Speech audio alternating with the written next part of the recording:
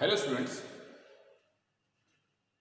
आज हम लोग नेक्स्ट टॉपिक करने जा रहे हैं which is about the ampere circuit law, जिसको शॉर्ट में ACL बोल देते हैं। देखिए, लास्ट वीडियो में मैंने बायो-सैवर्ट लॉ और उसके एप्लीकेशन डिस्कस किए थे और आज उसी क्रम में आगे बढ़ते हुए जो एम्पियर सर्किट लॉ और उसके एप्लीकेशंस हम डिस्कस करेंगे। जैसे आप जानते हैं, बायो-सैवर्ट लॉ का इस्तेमाल हम कहां करते हैं? To find the magnetic field due to a small current carrying length element.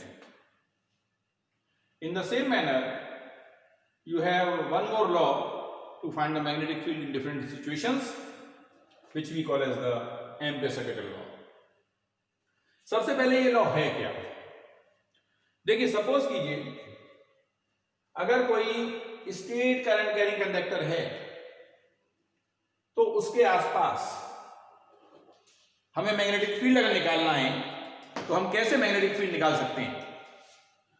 Magnetic field निकालने के लिए हम एम्पियर सर्किट लॉ का इस्तेमाल कर सकते हैं, जो कि बहुत ही आसानी के साथ हमको किसी भी करंट कैरिंग स्ट्रेट कंडक्टर के आसपास मैग्नेटिक फील्ड दे पाएगा। जैसे कि ये है क्या स्टेटमेंट? इसका स्टेटमेंट ये है, the line integral of magnetic field around any closed loop is mu naught times the current passing through that loop. इसका मतलब क्या हुआ? देखो, अगर मैंने ये फॉर्मूला लिखा है, dl लगा हुआ है यहाँ पे, यहाँ b लगा हुआ है, p dot dl equals to mu not I. Line integral of magnetic field, line integral आ रहा था इसलिए dl आ गया, और magnetic field b over a close loop circle आ गया, is equal to mu not times the current passing through that loop. ये हमारा ACL का स्टेटमेंट है। जैसे हमने गॉस लॉ पढ़ा था ना, integral b dot e dot ds is equals to q over epsilon naught. बिल्कुल वैसे ही एम्पियर सर्किट लॉ है जो कि मैग्नेटिज्म में हम यूज करते हैं, integral b dot dl equals to mu not I. यहां पे ये मैंने एक लूप कंसीडर किया है जिसमें से I करंट पास हो रहा है, तो इसके लिए अगर मैं लॉ लिखूंगा तो integral b dot dl equals to mu not I लिखूंगा। I is the current passing through the loop. ये यहां पे जो लूप है इसको हम बोल देते हैं एम्पीरियन लूप। क्या बोलते हैं? Amperian loop. अब जरा इसका ये एप्लीकेशन है, एक इंपॉर्टेंट एप्लीकेशन है जिसे हम करने जा रहे हैं। वो एप्लीकेशन ये है कि अगर ACL को हम यूज करके क्या क्या निकाल सकते हैं, what we can have by using this Ampere circuit law. Ampere circuit law का इस्तेमाल करके हमें क्या क्या चीजें मिल सकती हैं। तो देखो, उसे निकालने के लिए मैंने एक सिलेंड्रिकल कंडक्टर कंसीडर किया है कैरिंग करंट XY। हमें इस कंडक्टर की वजह से, इसका रेडियस हमने R लिया है, इस कंडक्टर की वजह से डिफरेंट सिचुएशंस में मैग्नेटिक फील्ड निकालना है। मैग्नेटिक फील्ड हम इस करंट कैरिंग कंडक्टर के अंदर भी निकाल सकते हैं, किसी पॉइंट पे ऊपर भी निकाल सकते हैं और बाहर भी निकाल सकते हैं। बिल्कुल वैसे ही जैसे कि हमने गॉस लॉ का इस्तेमाल किया था, एप्लीकेशंस किए थे, इन the same manner here also you can have the magnetic field in different situations. तो सबसे पहले जो कंडक्टर कंसीडर किया हमने वो XY है, सिलेंड्रिकल है, जिसका रेडियस R है, कैरिंग करंट I। अगर मैं मान लूं सबसे पहले एक अंदर या बाहर एक पॉइंट ले लूं, सपोज कीजिए मैंने एक पॉइंट लिया बाहर, से इट इज पॉइंट P, और इस पॉइंट को एनक्लोज करते हुए एक एम्पीरियन लूप ले लिया। इस लूप को क्या बोल देते हैं? This we call as the Amperian loop. Amperian loop. मान लीजिए यहां से यहां तक की दूरी R है, स्मॉल r है, तो हम यहां इस सिचुएशन में कह सकते हैं कि स्मॉल r जो है कैपिटल R से बड़ा होगा। कैपिटल R हमारा ओरिजिनल सिलेंडर है, सिलेंड्रिकल वायर है, जिसका रेडियस है।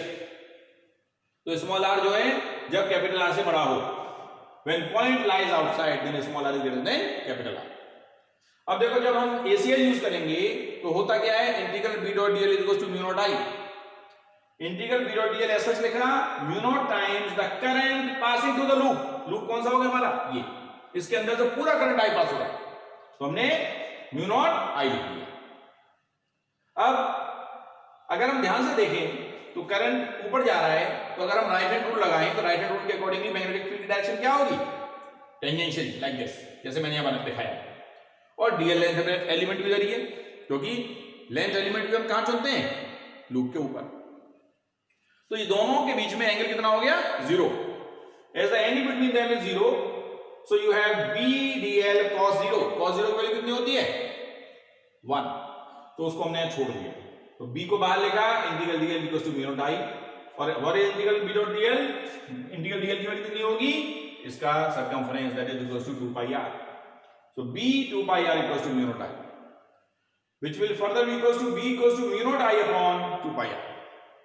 ये हमको मिल गया, b equals to mu naught i over 2 pi r। तो ये आ गया magnetic field at any point outside the straight current carrying cylindrical conductor.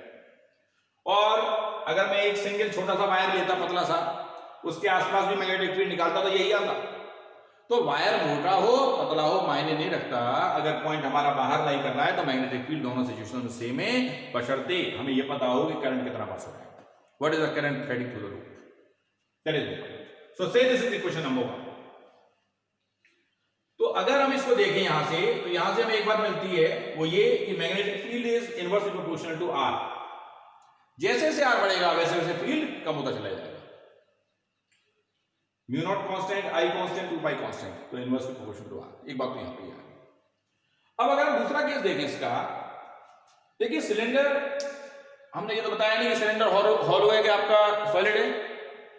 अगर सिलेंडर हॉलो है उस सिचुएशन में पॉइंट हमारा अगर अंदर लाई कर रहा है तो फील्ड क्या होगा, अगर सिलेंडर सॉलिड है उस सिचुएशन में पॉइंट हमारा अंदर लाई कर रहा है तो फील्ड क्या होगा। देखो बाहर में तो कोई फर्क नहीं पड़ेगा, हॉलो हो या सॉलिड हो, लेकिन अंदर आते ही हॉलो और सॉलिड मायने रखते हैं, उसकी वजह से फर्क पड़ेगा। तो सबसे पहले हम ये मान के चलें दूसरे केस में, if the cylinder is hollow and point lies inside, cylinder कैसा हो, अंदर से खोखला हो, और पॉइंट हमारा कहां लाई कर रहा हो, इस खोखले के अंदर लाई कर रहा हो। तो जब अंदर पॉइंट लाई कर रहा है जिसका रेडियस हमने स्मॉल लिया है, तो यहां उसे एनक्लोज करते हुए आपने फिर से एक एम्पीरियन लूप ले लिया, ये वाला। अब इस लूप से एनक्लोज्ड कितना करंट पास हो रहा है, क्या कोई करंट पास होगा अगर सिलेंडर हॉलो होगा तो? नहीं होगा। क्यों नहीं होगा, क्योंकि सरफेस तो करंट पास करेगा केवल अगर हॉलो सिलेंडर हो। तो there is no current threading through this loop, इस लूप से कोई भी करंट पास नहीं होगा। और जब कोई भी करंट पास नहीं होगा तो अगर हम एम्पीयर सेकंड लॉ लगाएंगे, integral b dot dl equals to mu not i, तो i की क्या आ जाएगा, 0 आ जाएगा, और यहां से फाइनली b इक्वल्स टू 0 आ गया। इसका मतलब ये हुआ, अगर सिलेंडर हमारा करंट कैरिंग वायर कंडक्टर हमारा हॉलो है अंदर से, और अंदर हमने कोई पॉइंट लिया, उस पॉइंट पर मैग्नेटिक फील्ड निकालना चाहते हैं, तो मैग्नेटिक फील्ड कितना होगा, 0 होगा। लेकिन अगर कंडक्टर सॉलिड हो, सिलेंडर सॉलिड, हॉलो नहीं सॉलिड, तो मैग्नेटिक फील्ड कितना होगा, उसे भी निकाल सकते हैं। देखो उसे कैसे निकाल सकते हैं, हमने ये माना, सपोज कीजिए कि जो पूरा कंडक्टर है, पूरा कंडक्टर जो है, इससे जो करंट पास हो रहा है वो कितना हो रहा है, I। Let I pi r square is the radius, r is the radius of the original cylinder जो हमने कंडक्टर कंसीडर किया है। पाई आर स्क्वायर एरिया से, ये एरिया हो गया इसका क्रॉस सेक्शन का, कितना करंट पास हो रहा है, I हो रहा है। तो यूनिट एरिया से कितना होगा, I over pi r square.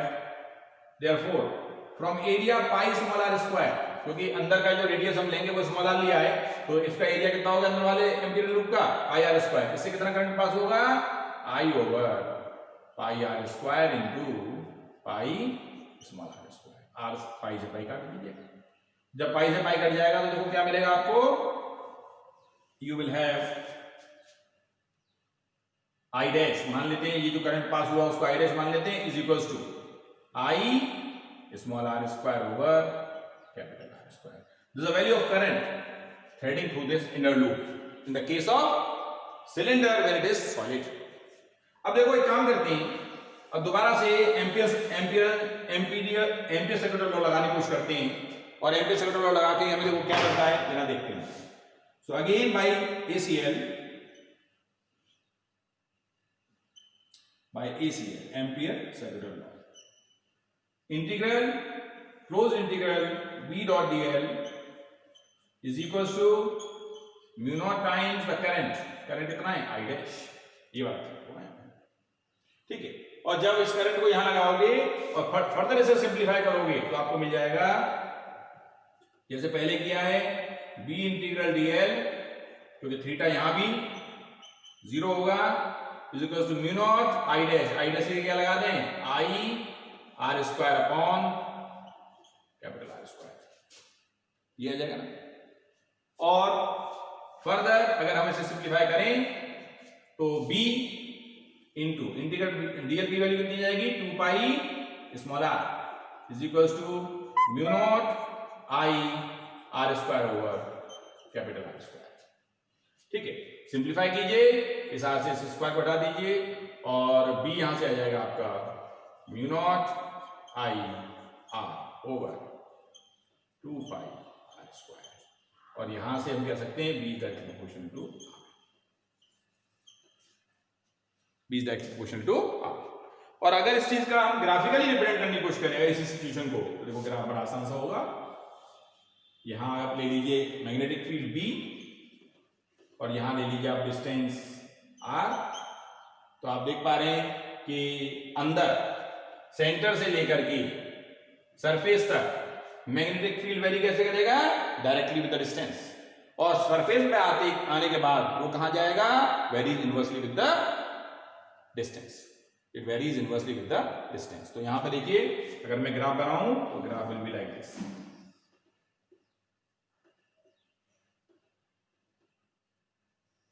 Like this.